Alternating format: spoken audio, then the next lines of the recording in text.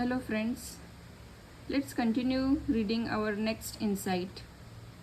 The Parivrajaka's then asked the Buddha to explain to them his Dhamma, and the Buddha was pleased to do so. He addressed them first on the path of purity. The path of purity, he told the Parivrajaka's, teaches that a person who wishes to be good must recognize some principles of life. According to my path of purity, the principles of life recognized by it are not to injure or kill, not to steal or appropriate to oneself anything which belongs to other, not to speak untruth, not to indulge in lust, not to indulge in intoxicating drinks. The recognition of these principles, I say, is most essential for every man. For every man must have a standard by which to judge whatever he does. And these principles, according to my teachings, constitute the standard. There are everywhere people who are patit, means fallen. But there are two classes of the patit. The patit who has a standard, and a patit who has no standard. The patit who has no standard does not know that he has fallen. Consequently, he always remains fallen. On the other hand, a patit who has a standard tries to rise from his fallen state. Why? The answer is because he knows that he has fallen.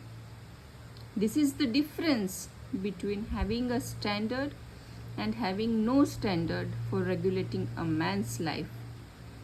What matters is not so much the fall of the man, but the absence of any standard. You may ask Parivrajaka's, why are these principles worthy of recognition as a standard of life? The answer to this question you will find for yourself if you ask, are these principles good for the individual? Also, if you ask, do they promote social good?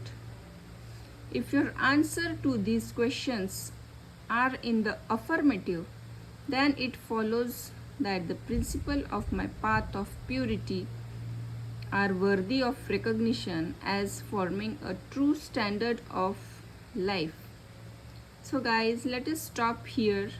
Today I have read the path of purity, and I think we have got very important and very essential message given by the Buddha here.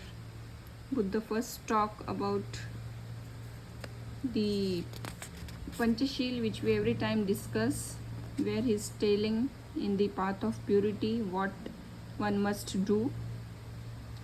He told not to steal, not to injure or kill, not to speak untruth, not to indulge in lust, also not to indulge in intoxicating drinks. Then later he went on saying that what we must have the standard, and then he went on defining what is the difference between having a standard and having no standard. So he told that it is very important to have a standard for regulating a man's life, because people are everywhere fallen, but those who have standard will rise from his fallen state. That's why it's very important to have standard to regulate a man's life. So let us stop here today and continue our next insightful reading only for 5 minutes every day tomorrow. Thank you. Please like, comment and subscribe if you like. Thank you so much.